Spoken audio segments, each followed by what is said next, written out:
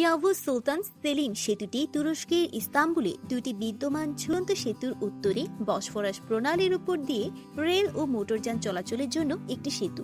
প্রথমে এর নাম দেওয়া হয়েছিল তৃতীয় বসফরাস সেতু।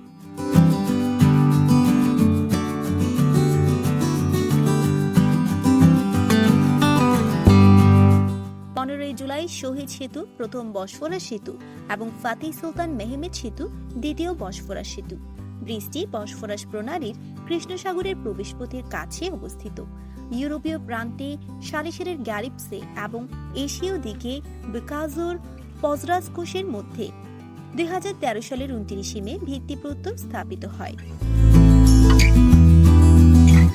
2016 সালের 26 আগস্ট সেতুটি যান চলাচলের জন্য খুলে দেওয়া হয়।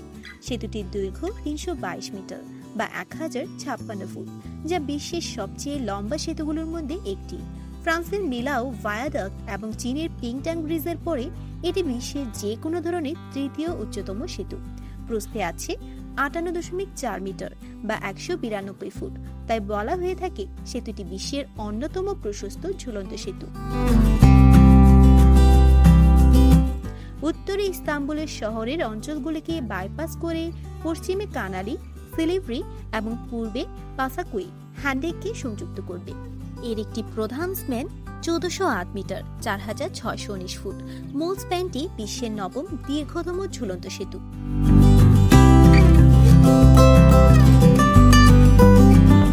চলুন জেনে নিই নির্মাণ ইতিহাস কি ছিল। একটি তৃতীয় বসফরাস সেতুর পরিকল্পনা 2012 সালে পরিবহন মন্ত্রণালয় দ্বারা অনুমোদিত হয়েছিল। প্রকল্পটির নির্মাণ কাজ 29 মে 2012 সালে অস্টাদি কনসোর্টিয়াম নামক একটি ইটালিয়ান কনস্ট্রাকশন কোম্পানিকে দেওয়া হয়েছিল। বিজয় বার্ষিকীতে আয়োজিত একটি অনুষ্ঠানে ভিত্তিপ্রস্তর স্থাপনের মাধ্যমে সেতুটির নির্মাণ আনুষ্ঠানিকভাবে শুরু হয়। অনুষ্ঠানে তৎকালীন রাজ্য রাষ্ট্রপতি আবদুল্লাহ গুল, প্রধানমন্ত্রী রিসেপ তাইয়েব এরদোয়ান উপস্থিত ছিলেন এবং অনেক উচ্চপদস্থ কর্মকর্তা ছিলেন। পরিচালন দলকে 24 মাসের মধ্যে নির্মাণ শেষ করার নির্দেশ দেন এবং 29 মে 2015 তারিখে উদ্বোধনের তারিখ নির্ধারণ করেন। জানেন নামকরণ কিভাবে করা হয়েছিল?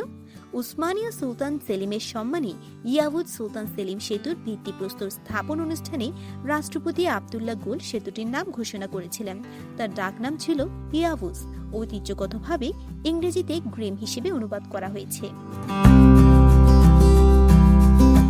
2016 সালের 26 আগস্ট উদ্বোধনী অনুষ্ঠানে বুলগেরিয়ার প্রধানমন্ত্রী বয়কো বোরিস, মেসিডোনিয়ার প্রেসিডেন্ট জর্জ ইভানোভ, বাহরাইনের রাজা হামাদ বিন ইসা আল খলিফা এবং পাঞ্জাবের মুখ্যমন্ত্রী শাহবাজ শরীফ, সার্বিয়ার উপপ্রধানমন্ত্রী সানজাক বসনিয়াক, আজারবাইজানের উচ্চপদস্থ কর্মকর্তারাও উদ্বোধনী অনুষ্ঠানে উপস্থিত ছিলেন।